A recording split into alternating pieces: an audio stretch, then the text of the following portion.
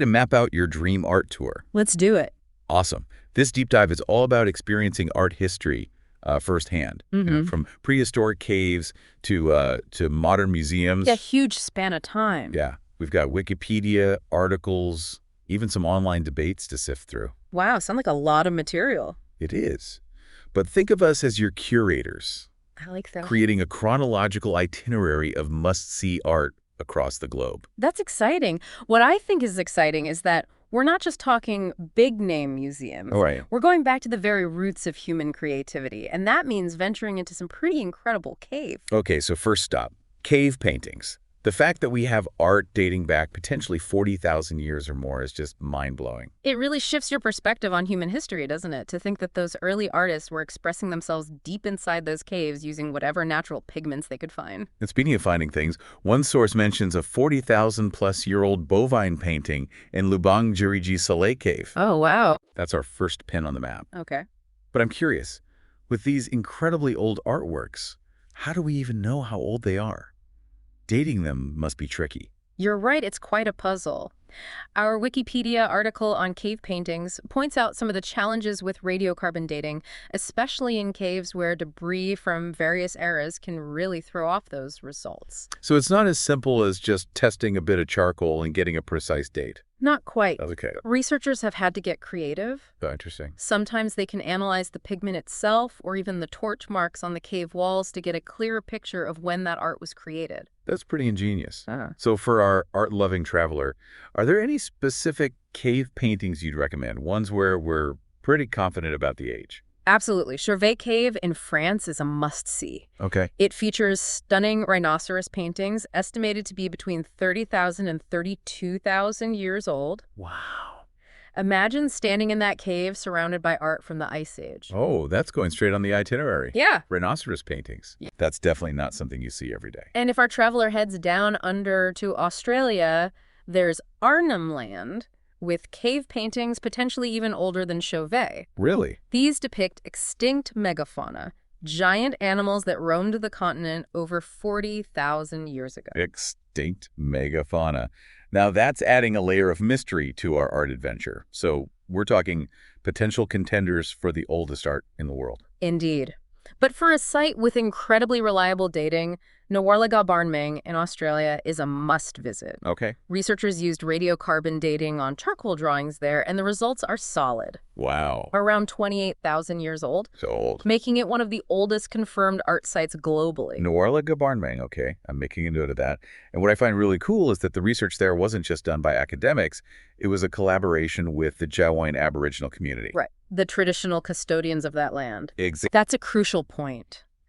The Jawoyn community was deeply involved in the project, helping researchers understand the cultural context of the artwork. It wasn't just about determining dates, it was about reconnecting with ancestral history Right. and preserving those stories for future generations. I love that. So it becomes more than just pretty pictures on a cave wall. Yeah. It's about understanding a culture, a way of life that existed tens of thousands of years ago. Precisely. And it reminds me of a story from one of our articles about a researcher working with the Mulgal community on Mua Island. Okay. They were documenting cultural sites at the request of the elders who wanted to ensure that their stories were preserved for younger generations. It's like creating a living link between the past and the present. What kind of things did they find on Mua Island? One discovery was particularly fascinating. There was a lookout point called Turau Kula. It means spy rock in the local language. Okay. It had these faint red markings that were initially too faded to make out. So they were like art detectives trying to uncover these hidden images. Exactly. Using digital enhancement, they were able to reveal a painting of a boy hiding in a tree. A boy hiding in a tree. That sounds like it came straight out of a story. And that's the amazing part. It turned out that the painting perfectly matched the oral history of Goba, a young boy who, according to Mulgal elders, hid in a tree to escape headhunters. So they had an oral history that matched a visual record thousands of years old. It was like those stories were just waiting to be rediscovered. It is. And it's not just a thing of the past. Now the Mulgal community holds annual celebrations at Uma, prominently featuring Goba's story and the rediscovered painting. Oh, wow. It's a beautiful example of how art can connect people to their heritage. Okay, that is incredible. I'm starting to see a theme here. It's not just about the art itself, but the stories behind it, the people who created it, and what it means to them. Absolutely. And that brings us back to Noir Le Gabarnmeng for a moment. It's not just the age that makes it significant, but also the complexity of the artwork. Imagine this. Layers upon layers of paintings. Some overlapping, some faded, all created over thousands of years. So how do archaeologists even begin to make sense of that? It's like trying to read a palimpsest, where you have to decipher the layers of writing. That's a great analogy. To untangle those layers, researchers used a method called the Harris matrix. It helps them track relationships between different elements, creating a relative timeline of the art styles. So instead of digging through layers of earth, they're digging through layers of paint to understand how artistic styles evolved at Noir Le Gabarnmeng. Precisely. It's like peeling back the layers of time to reveal the artistic journey of those ancient artists. And to determine the absolute age, they used carbon dating, carefully selecting charcoal samples to ensure accuracy. That's fascinating. It's amazing to think that even thousands of years ago, artists were experimenting, building on the work of those who came before them. It makes you realize how interconnected art history really is.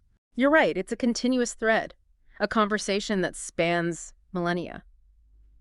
And speaking of conversations, let's jump forward in time to 16th century Europe. Okay, big jump. We're going to visit the world of Hans Holbein the Younger and his thought-provoking series of woodcuts, Dance of Death. Holbein the Younger, yes. I know him for his incredible portraits, but I'm intrigued by this Dance of Death series. What exactly makes it so special? Well, these woodcuts are considered a groundbreaking example of visual political satire.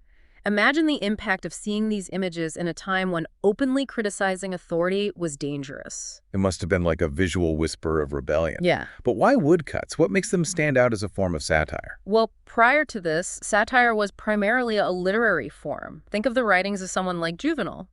But Holbein's woodcuts took satire into the visual realm, making it more immediate and accessible to a wider audience. It was like he was democratizing satire, making it a weapon that anyone could wield regardless of their ability to read. And where can our art-loving traveler find these subversive woodcuts today? There are several places where you can experience Holbein's Dance of Death. The Metropolitan Museum of Art and the Morgan Library and Museum, both in New York City, have excellent collections. And what about those who prefer to armchair travel through art? Can they access these works online? Absolutely. Both the Met and the Morgan have fantastic online databases where you can explore Holbein's work in detail. But let's not forget about the Cleveland Museum of Art. They also hold individual pieces from the series, and their online catalog is a great resource. So for those craving a deeper dive into Holbein's world, there are options for both virtual and in-person exploration. It's fascinating how he paved the way for what we consider political satire today. He was a true pioneer, and his work is a testament to the power of art to challenge the status quo and make us think critically about the world around us. And that's a perfect segue to our next stop on this chronological art tour, the evolution of political satire in 18th and 19th century Britain. This is where things really start to take off. We see a flourishing of satirical art, particularly in the form of caricatures. British artists like James Gillray and Thomas Rowlandson were masters of this form, using exaggerated features and witty details to poke fun at the political elite. Caricatures, yes. Yeah. They're like those exaggerated political cartoons we see today, except hand-drawn with incredible skill. Yeah. Did any specific examples come to mind? Absolutely. One of Gilray's most famous works is The Plum Pudding in Danger, Okay. which satirizes British and French leaders during the Napoleonic Wars. He depicts them carving up this giant plum pudding that represents the world, Okay. a brilliant visual metaphor for the power struggles of the time. I love that. Using food to represent global politics is so clever. Yeah. And I'm guessing the British Museum would be the place to go to see these satirical masterpieces. You guessed right. The British Museum has a fantastic collection of prints from this era, including works by Gilray and Rowlandson. And the best part is that much of their collection is accessible online, so you can take a virtual tour of British satire from the comfort of your own home. Perfect for those rainy days when you're craving a bit of art history and a good chuckle. Yes. But let's not limit ourselves to Britain. Did political satire flourish elsewhere during this period? It certainly did. Across the English Channel, France had its own vibrant scene, even though literacy rates were quite low at the time. It's estimated that only about 30% of the population could read in the 19th century. So how did political satire reach the masses if so few people could read? That's where the power of visual satire truly shines. Images transcend language barriers, making them accessible to everyone. A key figure in this movement was Charles Philippon. Charles Philippon, I've heard that name before. What was he known for? He was a fearless publisher who founded two weekly magazines, Le Caricature and Le Charivari. He used these platforms to satirize the French monarchy, particularly King Louis Philippe, and let me tell you, he wasn't afraid to push the boundaries. So he was a thorn in the side of the establishment, using humor as a weapon. I bet that didn't go unpunished. You're right, he was arrested several times and even spent time in prison for his audacity. Wow, talk about putting your art where your mouth is. Oh. But his work must have made an impact. It did. Philippon's magazines became incredibly popular and helped to fuel a growing movement for freedom of expression in France. He demonstrated that even in a society with limited literacy, satire could be a powerful force for change. That's inspiring. It shows that even when faced with censorship and oppression, art can find a way to speak truth to power. Exactly.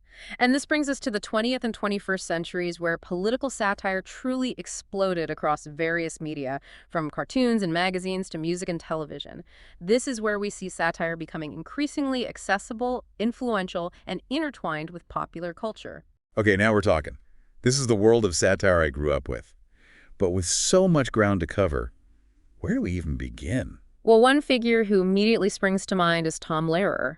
He was a satirical songwriter and performer who used music to tackle everything from the army to the church, all with a wickedly sharp wit. Tom Lehrer, I need to check him out. It's amazing how music can be such a powerful tool for social commentary. But what about television? What were some of the landmark satirical shows of this era? Oh, there are so many. I bet. The Daily Show and The Colbert Report were incredibly influential, using humor to critique politics and news media in a way that resonated with audiences, especially younger generations. Those were must-watch TV for me. Yes. I remember Jon Stewart's sharp take on current events and Stephen Colbert's hilarious portrayal of a right-wing pundit. It was satire at its finest, making you laugh while also exposing hypocrisy and absurdity. And who could forget Tina Fey's brilliant impersonation of Sarah Palin on Saturday Night Live during the 2008 election? Look. She captured Palin's mannerisms and speech patterns perfectly, She did. using humor to highlight the absurdity of some of her political stances. Tina Fey, she's a comedic genius. I remember watching those SNL skits and laughing until my sides hurt. It's amazing how satire can be so effective at revealing the flaws in political rhetoric. But let's not forget about those early pioneers of digital satire. Absolutely. Online platforms like Jib Jab and The Onion emerged, bringing political satire to a global audience with a click of a mouse. They took the humor we saw on TV and in print and made it even more accessible and shareable. The early days of internet humor. Yeah. I remember spending hours on The Onion reading those fake news articles and wondering how people could fall for them. All right. Of course, now we're in a whole different world of online satire and misinformation, but that's a conversation for another day. Indeed. But before we move on, there's a great anecdote about Jib Jab from the 2004 U.S. election. They created this hilarious animation featuring John Kerry and George Bush trading insults to the tune of, "This land is your land." Okay, that sounds hilarious. What happened? Did it go viral? It did. Cool. It was viewed by millions of people online, and get this, even the astronauts on the International Space Station watched it. Wow. Even astronauts appreciate a good political spoof. Yeah. It just shows you the power of satire to transcend boundaries, Yes. to connect with people from all walks of life, even those orbiting the Earth. But before we get too lost in space, let's bring it back down to Earth for a moment. Yes. Let's shift our focus back to those incredible cave paintings. And speaking of breathtaking discoveries, let's talk about the Spanish cave of Altamira. Altamira, yes, famous for its Paleolithic cave paintings. But wasn't it closed to the public? You're right. For a long time, it was closed to protect the delicate artwork from damage caused by too many visitors and artificial light. That makes sense. From our research, I know those cave paintings are incredibly vulnerable. Even just the presence of people can disrupt the cave's delicate ecosystem. Yeah. And lead to the growth of harmful microorganisms. Exactly. And Altamira had learned a valuable lesson from the unfortunate experience of Lascaux Cave in France, which suffered significant damage due to over-tourism. So is Altamira completely off limits now? Well, there's good news and bad news. The original cave is still heavily restricted to protect the paintings. Okay. However, they've created an incredibly detailed replica of the cave and its artwork, which is open to the public. A replica cave, that's an interesting concept. It's like a museum exhibit brought to life. But does a copy truly capture the essence of the original? That's a question for our art traveler to ponder. It is. It raises important questions about authenticity and the experience of art. Does a replica, no matter how accurate, evoke the same emotions as standing in the presence of something created tens of thousands of years ago? It's like comparing a recording of your favorite band to seeing them live in concert. Yeah. The energy is just different, isn't it? Precisely. And this tension between preservation and accessibility is something that museums grapple with constantly. How do we make art available to the public while also ensuring its longevity? It's a delicate balancing act. But luckily for our art-loving traveler, there are options available. They can visit the replica cave of Altamira for a taste of the experience. Or they can seek out other Paleolithic sites that are open to the public. And speaking of open sites, there's Creswell Crags in England. It features cave etchings and bas-reliefs that are around 14,500 years old. Creswell Crags, okay, adding that to the list. Hey. It's amazing to think that humans were creating art in so many different parts of the world all those millennia ago. It truly speaks to the universality of artistic expression. And if our traveler is interested in venturing beyond Europe, there's Koloboja Cave in Romania. Right. They've found art there that's stylistically similar to Chauvet Cave, potentially dating back around 29,000 years. Romania. Now, that's an art adventure I hadn't considered. But before we get too far ahead of ourselves, I think it's worth taking a moment to appreciate the impact that the discovery of these cave paintings had on our understanding of prehistoric humans. It was a paradigm shift. It challenged our assumptions about early humans, revealing their capacity for complex thought, symbolism, and artistic expression. And to think that it all started with a bit of controversy. I'm talking about the discovery of Altamira Cave back in 1879. Oh, right. Initially, those magnificent bison paintings were dismissed as hoaxes by the scientific community. Can you imagine? They simply couldn't believe that those sophisticated works could have been created by our Paleolithic ancestors. It took years of research and the discovery of other cave art sites to finally convince them of Altamira's authenticity. It's a reminder that sometimes the most groundbreaking discoveries are met with resistance, even ridicule. Yeah. But luckily for the world of art and archaeology, the truth eventually prevailed. And that truth has opened up a window into the minds of our distant ancestors, revealing their creativity, their spirituality, and their deep connection to the natural world. It's a legacy that continues to inspire and captivate us today. And for our art-loving traveler, it's an invitation to embark on a journey of discovery, to explore the origins of human expression in those hidden caverns of time. It's a journey that promises to be both awe-inspiring and thought-provoking. And as our traveler embarks on this adventure, I think it's important to equip them with some knowledge about the techniques used to create those captivating cave paintings. Okay, let's get into the nitty-gritty. What were these ancient artists working with? I can't imagine they had access to fancy art supplies back then. You're right. It was all about resourcefulness. They used natural pigments derived from minerals, plants, and even animal fats. Oh, wow. Ochre, for example, was a popular choice, giving those paintings their distinctive reddish hues. Ochre, I've heard of that. It's an earthy pigment, right? Yes. I bet those cave walls must have been a sight to behold under the flickering light of torches. Absolutely. And to apply those pigments, they used a variety of techniques. Everything from finger painting and hand stencils to brushes made from animal hair and even blowing pigment through hollow reeds. Wow, blowing pigment through reeds. That's ingenious. It's like an early form of airbrushing. Exactly. And they didn't just limit themselves to painting. They also used engraving tools to create lines and patterns on the cave walls, adding another layer of texture and detail to their artwork. So we're talking about a whole toolkit of techniques, all adapted to the unique environment of those underground spaces. It's fascinating how they were able to create such enduring works of art with such limited resources. But let's move beyond the technical aspects for a moment and delve into the meaning behind those enigmatic cave paintings. The eternal question, what were they trying to communicate? Well, while we can never fully know the minds of those ancient artists, researchers have put forward some compelling theories. Okay, I'm all ears. Spill the prehistoric tea. One prominent theory suggests that cave paintings played a role in hunting rituals. The act of depicting animals on the cave walls might have been a way to connect with the spirits of the animals they hunted, Ah. to ensure a successful hunt. So it was like a form of sympathetic magic, Yep. a way to influence the outcome of the hunt through art. Precisely. And this connection to the spiritual realm is further supported by the presence of abstract symbols and geometric patterns found in many cave paintings. Those symbols are so intriguing. I've always wondered what they represented. Researchers believe they could be a form of early shamanistic imagery representing trance states, altered consciousness, or communication with the spirit world. It's like a glimpse into their spiritual beliefs, their understanding of the cosmos, and their place within it. Exactly. And some researchers even believe that cave paintings might have been used for storytelling or record keeping, documenting important events, or passing down knowledge to future generations. Well, it's like a prehistoric form of visual communication, a way to preserve their history and traditions. It's incredible to think that those paintings weren't just about art, but about survival, spirituality, and the human desire to connect with something greater than themselves. And it's a connection that continues to resonate with us today, even though millennia have passed since those first strokes of pigment were applied to those ancient walls.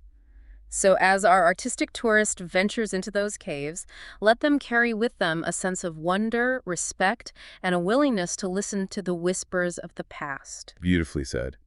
It's a reminder that art, in all its forms, has the power to transcend time and connect us to the very essence of what it means to be human. And speaking of connecting with the past, let's talk about the Lascaux Caves, one of the most famous Paleolithic art sites in the world. Ah, Lascaux. Yes. A true treasure trove of prehistoric art.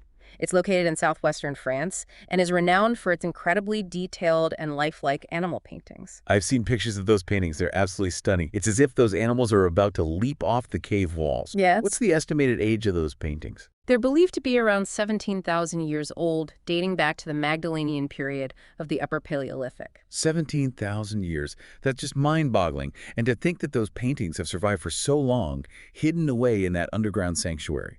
It's a testament to the power of preservation, both by nature and by the dedicated efforts of archaeologists and conservationists. However, Lascaux has also taught us a valuable lesson about the fragility of cave art. Oh, yes. I remember reading about the challenges they face at Lascaux. Didn't they have to close the original cave to the public? Unfortunately, yes. In the 1960s, they discovered that the paintings were being damaged by the presence of too many visitors. The increased levels of carbon dioxide, heat, and humidity from human breath and body heat were creating a favorable environment for the growth of algae and bacteria, which were threatening the delicate pigments. It's heartbreaking to think that our desire to experience these ancient wonders can inadvertently lead to their destruction. It's a delicate balance, for sure. But thankfully, they were able to create a replica of the Lascaux cave, known as Lascaux II, which is open to the public. Yeah, okay. It's an incredible feat of engineering and artistry, replicating the original cave and his paintings with remarkable accuracy. So even though we can't visit the original Lascaux cave, we can still experience the magic of those prehistoric masterpieces through the replica. Exactly. And it's a reminder that we need to be mindful stewards of our cultural heritage, finding ways to share these treasures with the world while also ensuring their preservation for future generations. Well said. So for our artistic tourist, Lascaux II is a must-see, offering a glimpse into the world of Paleolithic art without jeopardizing the original cave. And speaking of glimpses, let's take a closer look at some of the intriguing details found in those Lascaux paintings. What's fascinating about Lascaux is that it's not just about depicting animals realistically. Right. There are also elements of symbolism and abstraction that hint at a deeper level of meaning. Oh, I love a good mystery. Give me some examples. Well, one striking detail is the presence of a composite creature, sometimes referred to as the unicorn. It's a horse-like animal with a single long horn, which is unlike any animal found in the natural world. A prehistoric unicorn? That's incredible. What do you think it represents? It's open to interpretation, of course. Right. But some researchers believe it could be a mythical creature, Okay. perhaps representing a spiritual entity or a shamanistic vision. It adds a layer of intrigue to the paintings, doesn't it? Knowing that there might be more to those images than meets the eye. Exactly. And there's another intriguing scene that depicts a bison and a man lying on the ground, Okay. possibly representing a hunting accident or perhaps a shamanistic ritual involving death and rebirth. So it's not just about pretty pictures, it's about storytelling, spirituality, and the human experience. Precisely. And what's remarkable is that those stories, those glimpses into the minds of our Paleolithic ancestors are still being deciphered today. It's an ongoing conversation between the past and the present. And that conversation is enriched by the discovery of new cave art sites, like the one recently found in Indonesia. Ah, yes.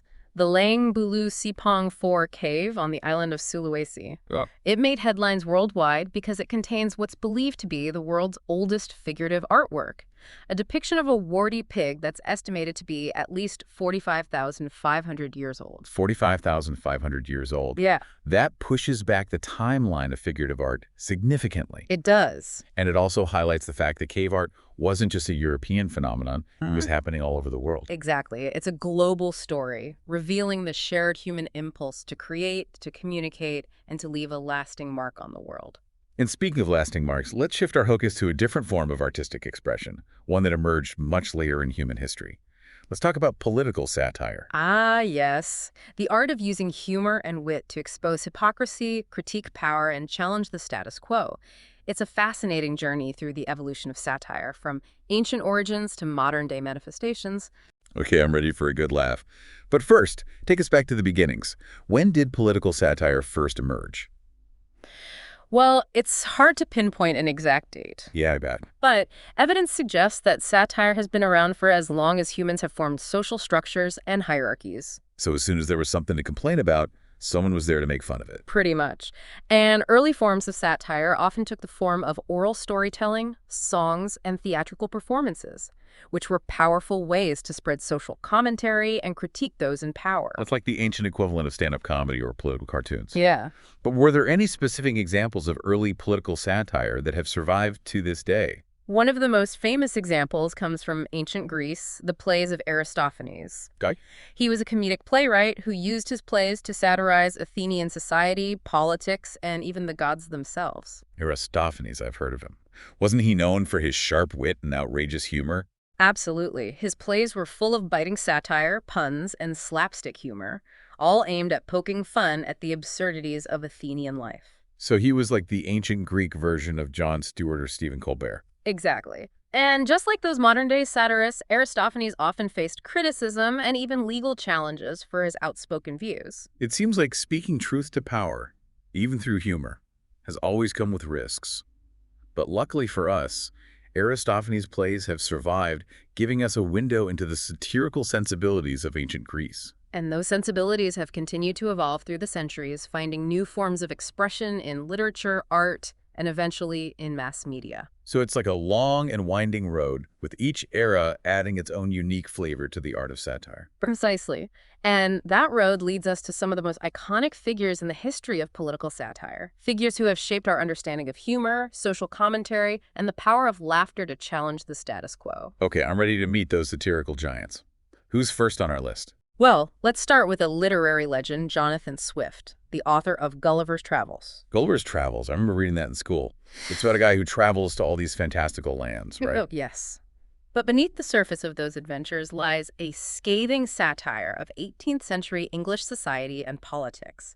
Swift used those fantastical elements to expose the hypocrisy, corruption, and absurdity of the ruling class. So it's like a Trojan horse of satire, Yeah, disguised as an adventure story but packed with social commentary. exactly. And Swift's sharp wit and biting irony have made Gulliver's Travels a timeless classic, still relevant to this day. It's amazing how satire can endure for centuries, continuing to resonate with audiences long after its initial publication.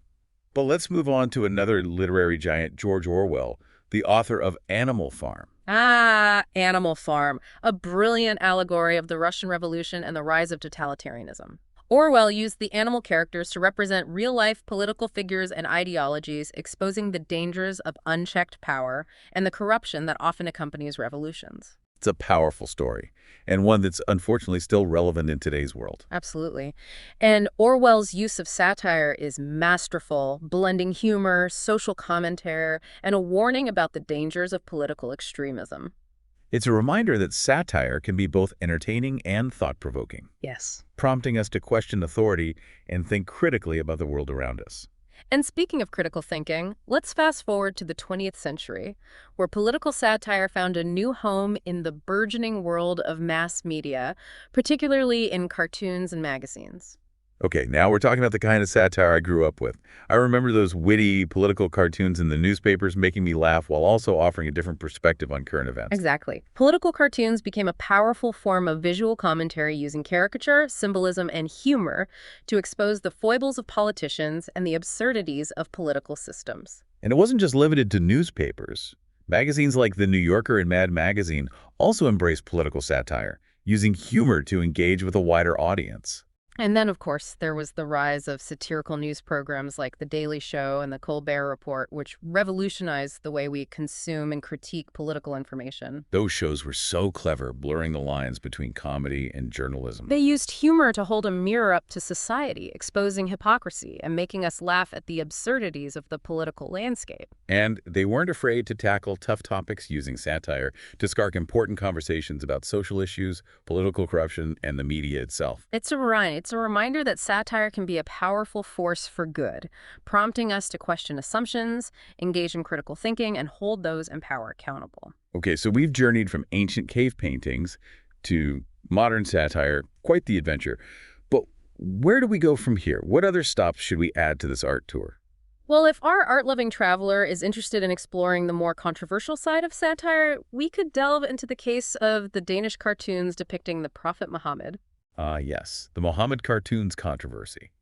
It was a global flashpoint sparking protests and a heated debate about the limits of free speech and religious sensitivity. It was a complex and sensitive issue. The question at the heart of it was whether satire, even if offensive to some, should be protected as free speech. A tough question with no easy answers. But what the Muhammad cartoons controversy highlighted is the power of satire to ignite passions, provoke debate, and challenge deeply held beliefs. It also showed how satire can be used to fuel hatred and incite violence, a sobering reminder of its potential consequences. It's a reminder that the power of satire lies in its ability to make us think, to question, and to challenge the status quo, and that comes with responsibility. Speaking of the power of satire, it's fascinating how it can expose hypocrisy so effectively. It's like satire has a built-in hypocrisy detector, shining a spotlight on the gap between what people say and what they do and revealing those inconsistencies. And one of the most effective ways satire achieves this is through exaggeration. Exaggeration. I love it. It's Right. like taking a small truth and blowing it up to epic proportions, making the absurdity impossible to ignore. Exactly. By amplifying those flaws and inconsistencies, satire makes them so ridiculous, so over the top that we can't help but laugh at them. And in that laughter, we can see a path toward change. We might question those in power, challenge social norms, and demand better from ourselves and our leaders. It's like a pressure valve releasing pent-up frustration and anger through humor. And that release can be cathartic both for the satirist and the audience. It allows us to confront difficult truths without feeling overwhelmed or defeated. So satire not only exposes the problems, but also offers a way to cope with them, to process them through humor. Exactly. It's like a coping mechanism for the absurdities of the world. This has been incredibly insightful. Yeah. It feels like we've barely scratched the surface of this art form, though.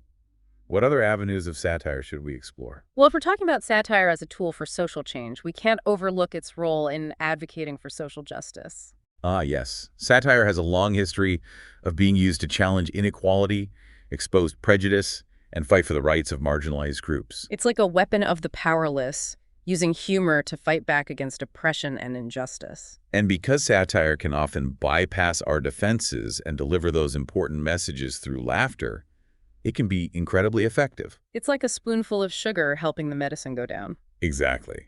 Do you have any specific examples of how satire has been used to advocate for social justice? One that immediately comes to mind is the work of Mark Twain. Mark Twain, the author of The Adventures of Huckleberry Finn. That's right. Twain was a master of satire, using his wit and storytelling to expose the hypocrisy of racism and slavery in 19th century America. Huckleberry Finn is a powerful book challenging the status quo and forcing readers to confront the ugliness of prejudice. And Twain did it with humor and humanity, making his message even more impactful. It's a reminder that satire can be both entertaining and enlightening, urging us to question our assumptions and work towards creating a more just and equitable world for everyone. And that legacy continues to this day, with satirists around the world using humor to challenge injustice, expose hypocrisy, and fight for the rights of marginalized groups. Now, as much as I love those classic examples of satire, I'm also fascinated by how it's evolving in the digital age. The internet has become a breeding ground for satire. New forms of humor and social commentary are emerging all the time. It's true. The internet has democratized satire. Anyone with an internet connection can create and share their own satirical content. It's like the Wild West of satire out there, with memes, viral videos, and social media posts spreading like wildfire. But it's also incredibly diverse, with people from all walks of life using their voices to challenge the status quo and make us laugh. It's a reminder that satire is a living, breathing art form constantly adapting to the changing times and more accessible than ever before. But with this newfound freedom comes responsibility, right? Satire, like any form of expression, can be misused. It's a double-edged sword that can spread misinformation, fuel hatred, and cause harm. Absolutely. We need to be mindful of the potential consequences of our words and actions, especially in the digital age where things can go viral so quickly. So while we celebrate the democratization of satire, we also need to encourage responsible and ethical use of it. Exactly. It's about finding that balance between freedom of expression and respect for others. Well said. Now, speaking of digital satire, one form that I find particularly fascinating is the rise of political memes. Ah, yes, political memes. Those bite-sized nuggets of satire that spread like wildfire on social media. They're often hilarious, sometimes insightful, and occasionally infuriating. But they've become a ubiquitous part of our political discourse. They can be incredibly effective at distilling complex issues into easily digestible images and captions that can reach a massive audience. It's like a new form of political campaigning, bypassing traditional media channels and connecting directly with voters through humor and shared cultural references. And it's a trend that's only going to grow as social media continues to play an increasingly important role in our lives. So while we enjoy a good laugh, let's also be critical of these memes. Recognize their potential for manipulation and make sure we're getting our information from reliable sources. Absolutely. It's about being media savvy and not taking everything we see online at face value. Okay, so we've covered a lot of ground here, from ancient Greece to modern memes. But what about satire in other parts of the world? Did it flourish in cultures beyond Europe and America? It certainly did. Satire is a universal language. It transcends cultural boundaries. Do you have any examples of satire from other parts of the world that you find particularly interesting? Well, let's take a detour to ancient Rome, where satire flourished during a time of political intrigue and social upheaval. Ah, yes. The Roman Empire, a breeding ground for satire. Writers like Horace Juvenal and Petronius used their wit and literary skills to skewer the excesses of the ruling class, expose the hypocrisy of Roman society, and lament the decline of traditional values. They were the ancient Roman versions of Jon Stewart and Stephen Colbert holding a mirror up to the absurdities of their time. Do you have a favorite example of Roman satire? One that immediately comes to mind is Petronius's Satyricon, A Body, an often hilarious novel that lampoons the excesses and moral decay of Roman society. It's like a Roman-era Animal House full of over-the-top characters and outrageous situations. Exactly. And while it's certainly entertaining, it also offers a sharp critique of the social and political landscape of ancient Rome. It's a reminder that satire can be both enjoyable and insightful, prompting us to think critically about the world around us. And that legacy of Roman satire has continued to influence writers and artists throughout history, inspiring them to use humor to expose hypocrisy, challenge authority, and fight for social justice. So we see that satire is not limited by time or place. It's a timeless and universal art form. Exactly. And speaking of fighting for social justice, we can't overlook the role of satire in the civil rights movement in the United States. Ah, yes, the civil rights movement. A time of profound social change and political activism, satire played an important role in that movement, using humor to expose the absurdity of racism, challenge segregationist policies, and inspire hope for a more just and equitable future. It was like using laughter as a weapon against oppression. Exactly. And it was a powerful weapon because satire can often disarm our defenses. It allows us to confront difficult truths in a way that feels less threatening. It's like a spoonful of sugar helping the medicine go down. Right. Do you have any examples of how satire was used during the civil rights movement? One that comes to mind is the work of Dick Gregory, a comedian and activist who used his sharp wit to challenge racist stereotypes and expose the hypocrisy of segregation. Dick Gregory, I've heard of him. Wasn't he known for his fearless and often controversial stand-up routines? Absolutely. He wasn't afraid to push boundaries, using humor to make people think and to challenge the status quo. And his work had a real impact, helping to shift public opinion and pave the way for social change. It's a reminder that satire can be a powerful tool for social justice, prompting us to question our assumptions and work towards creating a world where everyone is treated with dignity and respect. His courage and his ability to use humor to address such serious issues is truly inspiring. It is, and that legacy continues to this day, with satirists around the world using humor to challenge inequality, expose prejudice, and fight for the rights of marginalized groups. Now, let's talk about how satire can be used to expose the flaws in our economic systems. It has a knack for skewering the excesses of capitalism, exposing the gap between the rich and the poor, and highlighting the absurdities of consumer culture. You're right. Satire can be like a scalpel dissecting the inner workings of our economic systems and revealing the injustices and inequalities that often lie hidden beneath the surface. It can make us see the world from a different perspective, prompt us to question our assumptions, and demand better from those in power. It's like holding up a mirror to society and saying, look at this. Is this really how we want things to be? Exactly. Do you have any examples of how satire has been used to critique economic systems that come to mind? One that immediately comes to mind is the film Wall Street, directed by Oliver Stone. Ah, yes. Wall Street, a classic satire of 1980s greed and excess. Stone used the character of Gordon Gekko to embody the ruthless ambition and moral bankruptcy of corporate raiders. And Gekko's famous line, greed, for lack of a better word, is good, became a catchphrase for the era, perfectly capturing those materialistic values. While the film was entertaining, it also served as a stark warning about the dangers of unfettered capitalism and the potential consequences of valuing profit above all else. It's a reminder that satire can be both enjoyable and thought-provoking, prompting us to question our economic systems and demand a more just and equitable distribution of wealth. Absolutely. And that legacy continues to this day, with satirists around the world using humor to expose the flaws in our economic systems, challenge the excesses of consumer culture, and fight for a more sustainable and equitable future. Speaking of a more sustainable future, let's shift our focus to how satire can engage with environmental issues. It's like satire's a wake-up call, using humor to jolt us out of our complacency about climate change, pollution, deforestation, and other environmental threats. You're absolutely right. It can cut through the noise and clutter of environmental messaging, grab our attention, and make us think about these issues in a fresh way. Do you have any examples of satire being used to engage with environmental issues? One that comes to mind is the film Idiocracy, directed by Mike Judge. Idiocracy. No, that's a hilarious film. It paints a picture of a world where everyone is incredibly stupid and the environment is a toxic wasteland. It's a funny film, but it also makes you think. Exactly. Judge used exaggeration to drive home his point about the dangers of consumerism, anti-intellectualism, and environmental degradation. It's a reminder that satire can be both entertaining and thought-provoking, urging us to examine our choices and the impact they have on the planet. Precisely. It encourages us to demand change and work towards a more sustainable future. So we've seen how satire can be used to address serious issues like social justice, economic inequality, and even the environment. It's incredible how versatile this art form can be. It is. And speaking of versatility, let's explore how satire has been used to challenge war and militarism. Yes. Satire has a long history of exposing the horrors of war, critiquing justifications for military intervention, and questioning the glorification of violence. It acts as a shield against propaganda, using humor to deflect those messages that try to dehumanize the enemy and sanitize the realities of war. It can be incredibly powerful.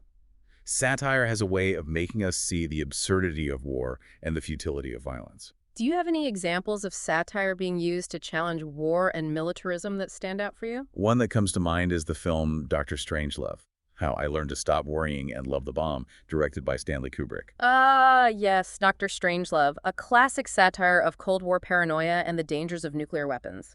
Kubrick used dark humor to expose the absurdity of mutually assured destruction and the incompetence of those in power. It's a funny film, but it's also terrifying. It makes you think about the very real threat of nuclear annihilation. It reminds us that satire can be both entertaining and thought-provoking, prompting us to question the justifications for war, demand peaceful solutions, and work towards creating a world where violence is no longer an option. And that legacy continues to this day, with satirists around the world using humor to challenge war and militarism, expose the human cost of conflict, and inspire us to seek peaceful resolutions to international disputes.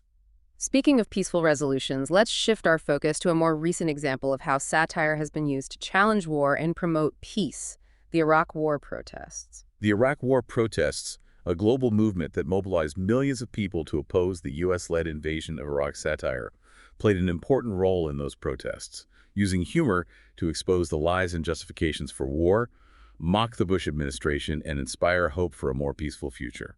They used laughter to drown out the drums of war.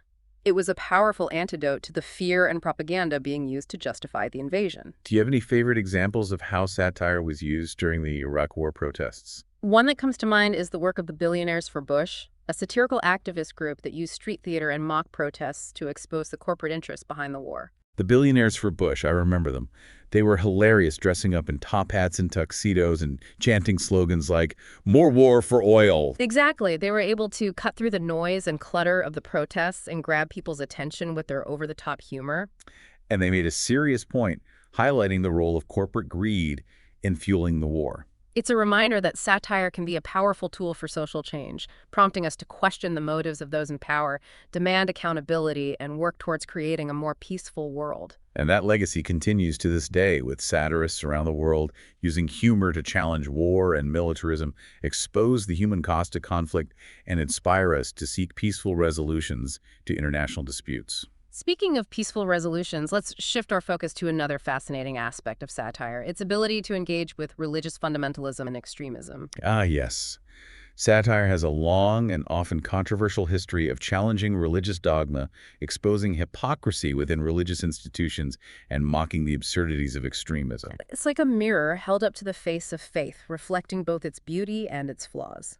It can be incredibly effective because satire can often make us see the humor in our own beliefs, prompting us to question our assumptions and embrace a more tolerant and open-minded approach to spirituality. Do you have any favorite examples of how satire has been used to engage with religious fundamentalism and extremism? One that immediately comes to mind is the film Monty Python's Life of Brian. Ah, yes. Life of Brian, a classic satire of religious dogma and blind faith. The Monty Python troupe used their trademark absurdist humor to poke fun at the stories and rituals of Christianity, sparking controversy and outrage from some religious groups. It's a hilarious film, but it also makes you think about the dangers of taking things too literally and the importance of questioning authority. It's a reminder that satire can be a powerful tool for challenging religious fundamentalism and promoting tolerance and understanding. And that legacy continues to this day, with satirists around the world using humor to expose hypocrisy within religious institutions, challenge extremist ideologies, and inspire a more compassionate and open-minded approach to faith. Speaking of compassion and open-mindedness, let's shift our focus to another fascinating aspect of satire, its ability to engage with issues of gender and sexuality. Ah, yes. Satire has a long and often controversial history of challenging gender stereotypes, exposing sexism and homophobia, and advocating for the rights of LGBTQ+ individuals. It's like a prism refracting the complexities of gender and sexuality through the lens of humor. It can be incredibly effective because satire can often make us see the absurdity of prejudice and the arbitrary nature of social norms. Do you have any favorite examples of how satire has been used to engage with issues of gender and sexuality?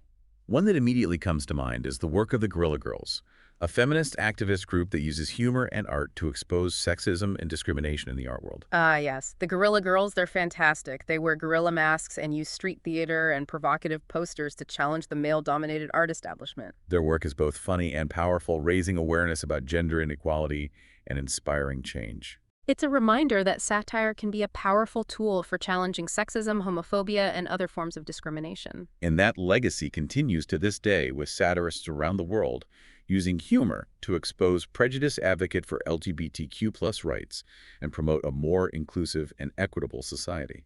Speaking of an inclusive and equitable society, let's turn our attention to another fascinating aspect of satire, its ability to engage with issues of disability and accessibility. Ah, yes. Satire has become an important tool for challenging ableism, exposing the barriers faced by people with disabilities, and advocating for greater accessibility and inclusion. It's like a magnifying glass, focusing our attention on the ways in which society often excludes and marginalizes people with disabilities. And it can be incredibly effective. Yeah. Because satire can often make us see the world from a different perspective, prompting us to question our assumptions and work towards creating a more inclusive and accessible society.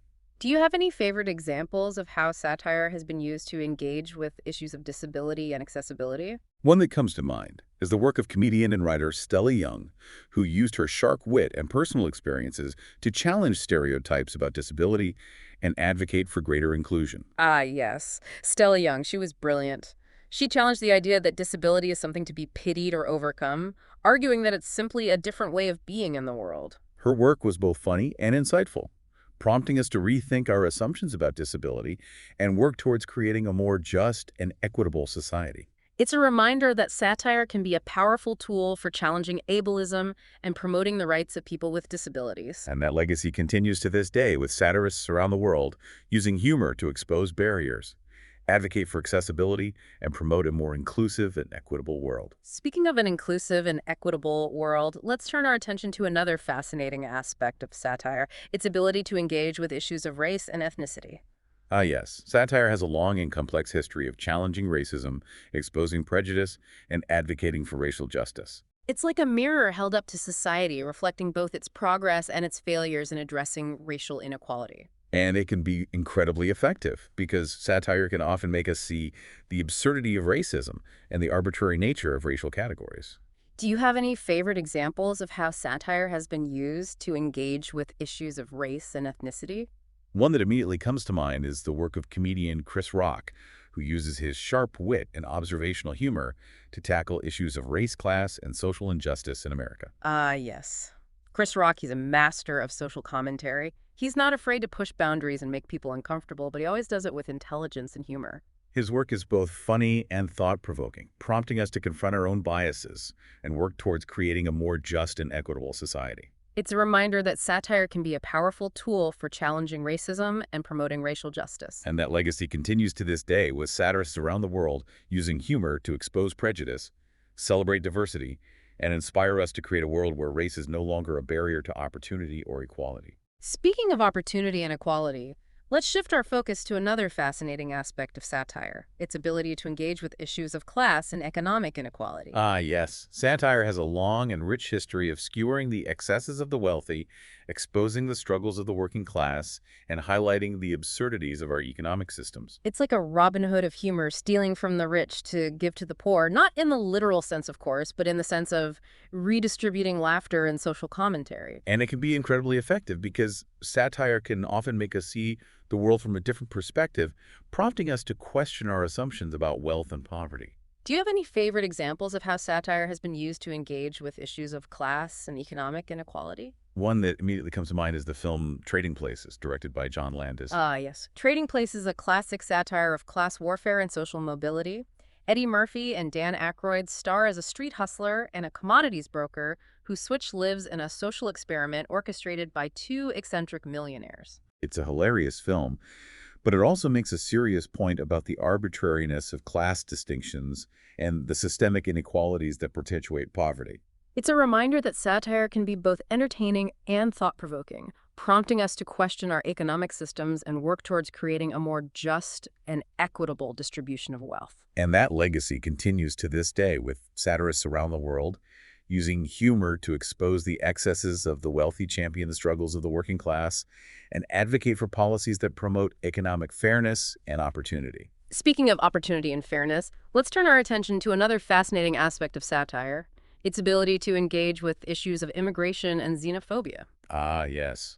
Satire has become an important tool for challenging anti-immigrant sentiment, exposing the hypocrisy of xenophobic policies and advocating for the rights of immigrants and refugees. It's like a bridge builder using humor to connect people from different cultures and backgrounds. And it can be incredibly effective because satire can often make us see the absurdity of prejudice and the shared humanity that unites us all. Do you have any favorite examples of how satire has been used to engage with issues of immigration and xenophobia? One that comes to mind is the work of comedian Maz Jobrani, who uses his stand-up routines to challenge stereotypes about Middle Easterners and advocate for the rights of immigrants. Ah, yes, Master Brani, he's fantastic. He uses humor to bridge cultural divides and promote understanding. His work is both funny and thought-provoking, prompting us to question our assumptions about immigrants and work towards creating a more welcoming and inclusive society. It's a reminder that satire can be a powerful tool for challenging xenophobia and promoting the rights of immigrants and refugees. And that legacy continues to this day with satirists around the world using humor to expose prejudice, celebrate diversity, and inspire us to create a world where everyone is welcome, regardless of their place of birth. Speaking of a world where everyone is welcome, let's turn our attention to another fascinating aspect of satire, its ability to engage with issues of ageism and intergenerational conflict. Ah, yes. Satire has become an increasingly important tool for challenging ageist stereotypes, exposing the biases faced by both young and old, and advocating for a more intergenerational approach to social and political issues. It's like a time machine using humor to bridge the gap between generations. And it can be incredibly effective, because satire can often make us see the world from a different perspective, prompting us to question our assumptions about age and experience. Do you have any favorite examples of how satire has been used to engage with issues of ageism and intergenerational conflict? One that comes to mind is the film Cocoon, directed by Ron Howard. Ah, yes, Cocoon. A heartwarming film about a group of senior citizens who discover a fountain of youth.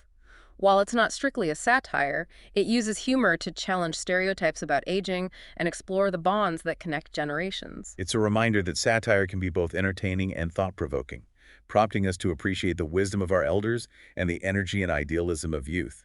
And that legacy continues to this day, with satirists around the world using humor to challenge ageist stereotypes, promote intergenerational understanding, and inspire us to create a world where everyone is valued, regardless of their age. Speaking of a world where everyone is valued, let's turn our attention to another fascinating aspect of satire: its ability to engage with issues of mental health and neurodiversity.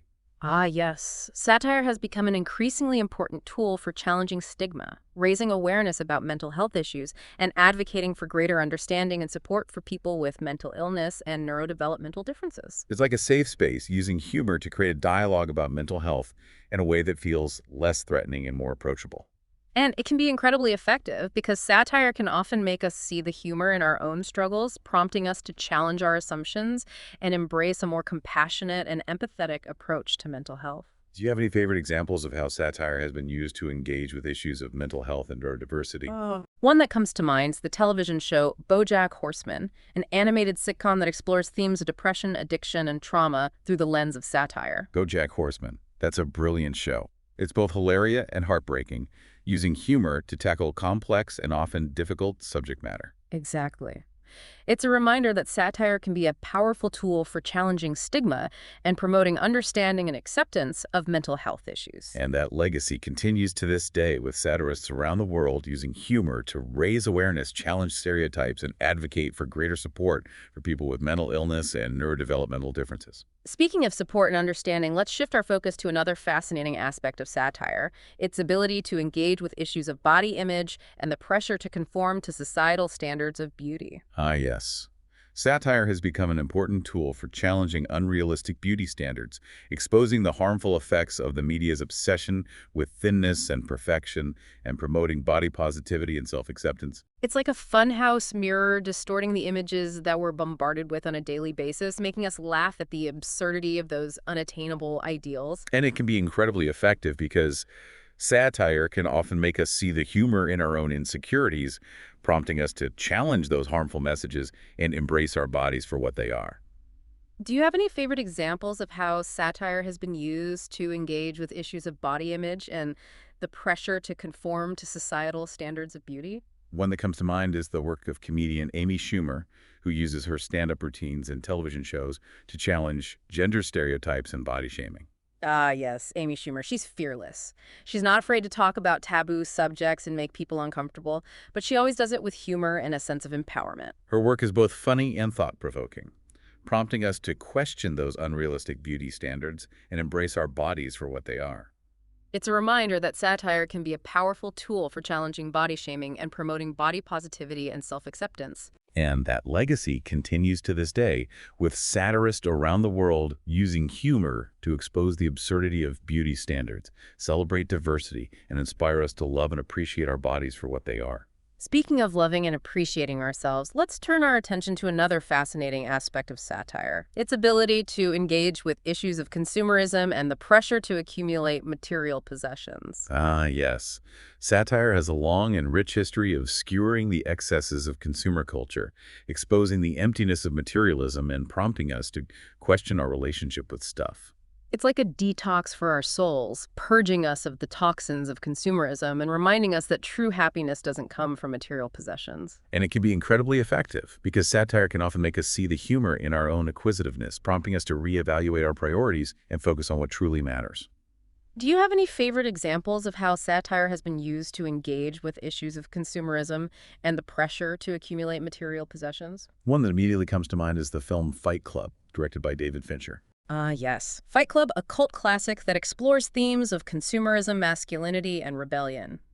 Brad Pitt stars as Tyler Durden, a charismatic anarchist who inspires a group of men to reject the trappings of modern life and embrace a more primal and authentic existence. In the dark and often violent film, but it also offers a powerful critique of the emptiness of consumerism and the need to find meaning and purpose beyond material possessions. It's a reminder that satire can be both entertaining and thought-provoking, prompting us to question our values, challenge the status quo, and live more authentically. And that legacy continues to this day with satirists around the world using humor to expose the excesses of consumerism, challenge corporate greed, and inspire us to live more simply and sustainably. Speaking of living simply and sustainably, let's turn our attention to another fascinating aspect of satire, its ability to engage with issues of technology and the impact of the digital age on our lives. Ah, yes. Satire has become an increasingly important tool for exploring the complexities of our relationship with technology, exposing the dangers of social media addiction, and questioning the ethics of artificial intelligence. It's like a digital detox, using humor to cleanse our minds of the constant barrage of information and stimulation that we're bombarded with on a daily basis.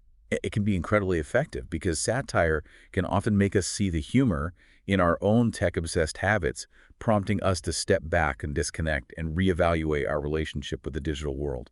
Do you have any favorite examples of how satire has been used to engage with issues of technology and the impact of the digital age on our lives? One that immediately comes to mind is the episode of Black Mirror called Nosedive. Yes, Nosedive, a brilliant satire of social media obsession and the pressure to curate a perfect online persona. Bryce Dallas Howard stars as Lacey, a woman who becomes consumed by her social media rating, leading her down a dark and ultimately destructive path. It's a chilling episode, but it also makes you think about the ways in which technology is shaping our lives and the dangers of letting it control us. It's a reminder that satire can be both entertaining and thought-provoking, prompting us to question our relationship with technology, set healthy boundaries, and use it in a way that enhances our lives rather than diminishes them. And that legacy continues to this day, with satirists around the world using humor to explore the complexities of the digital age, challenge the ethics of technology companies, and inspire us to use technology in a more mindful and humane way. And speaking of mindfulness and humanity, let's bring our journey through the world of satire to a close by reflecting on its enduring power and relevance. Satire has been with us for centuries, evolving and adapting to the changing times, but its core purpose remains the same: to use humor to challenge the status quo, expose injustice, and inspire us to create a better world.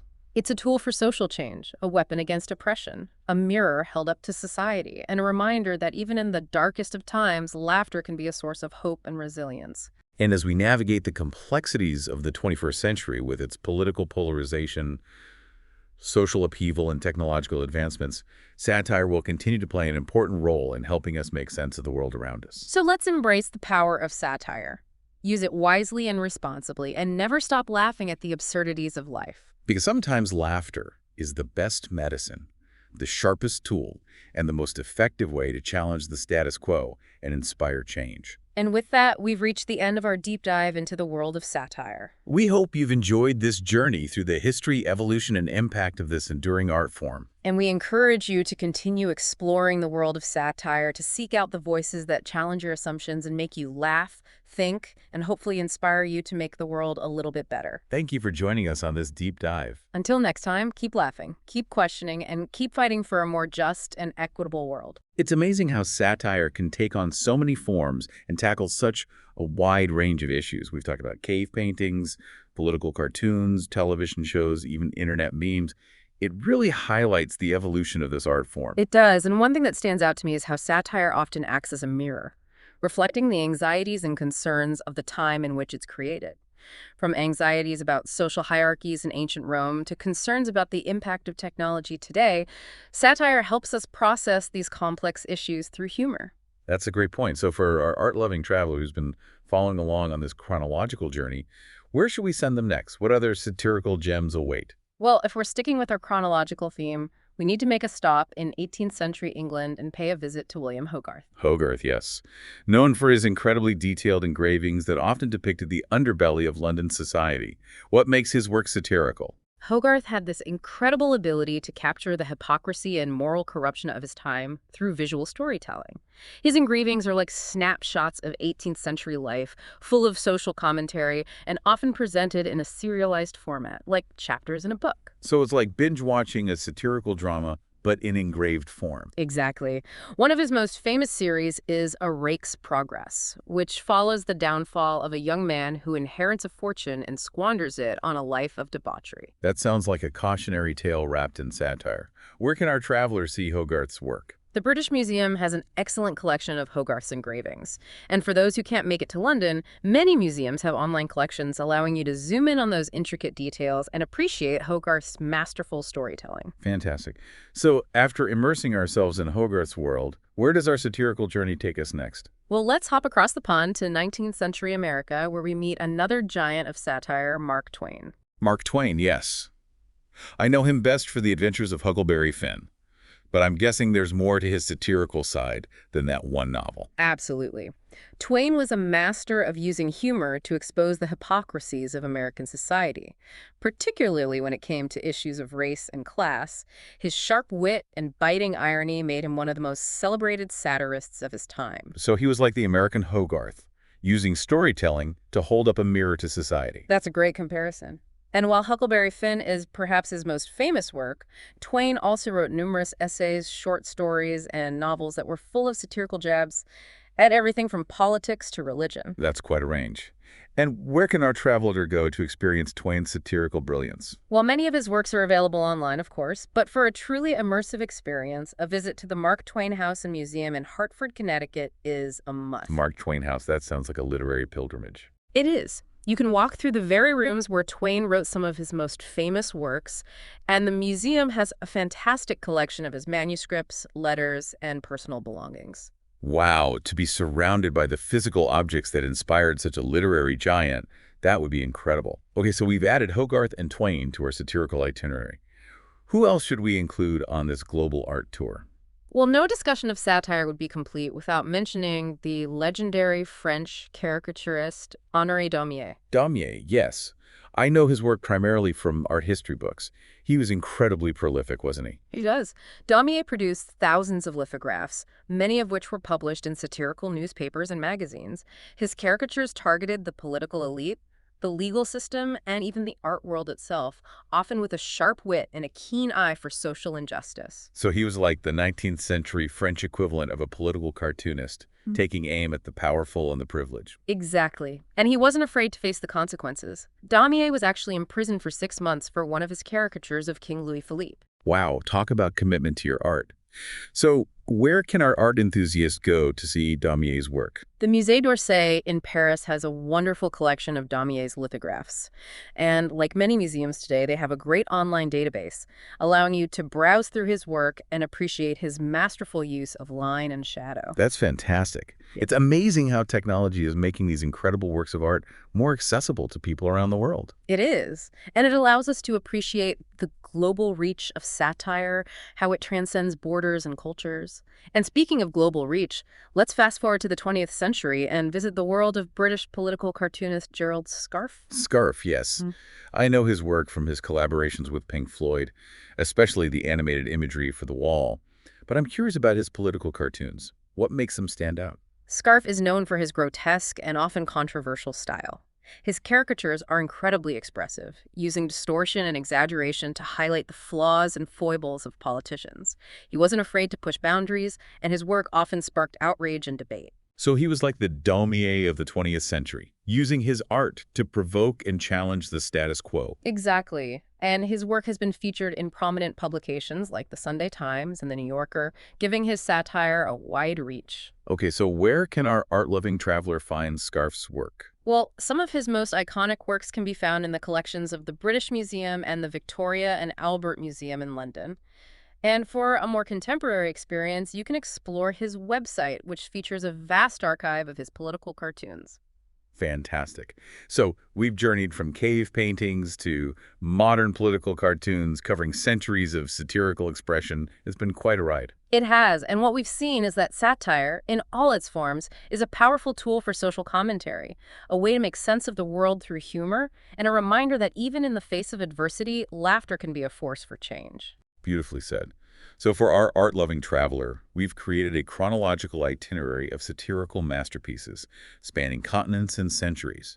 It's a journey that promises to be both entertaining and enlightening, a deep dive into the heart of human expression and social commentary. And we encourage our traveler to continue exploring beyond these suggestions. Satire is everywhere, from street art to stand-up comedy to social media.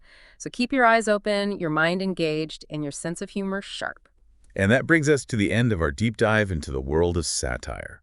We hope you've enjoyed this journey through art history and the evolution of this powerful and enduring art form. Until next time, keep questioning, keep laughing, and keep using your voice to make the world a more just and equitable place.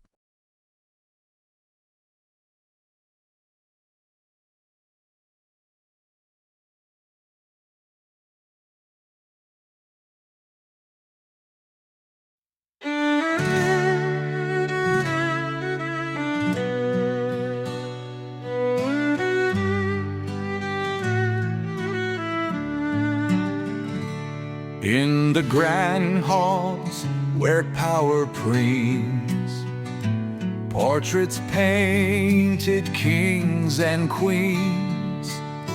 Yet in the shadows, artists play.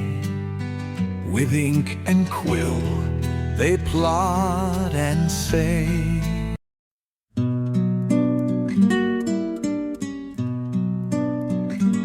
In the grand halls where power preems, portraits painted, kings and queens. Yet in the shadows, artists play. With ink and quill, they plot and say. Oh, the jesters with their sharpened pens, sketching lives of mighty men. Ha ha, the crowd will cheer as the masks of power disappear.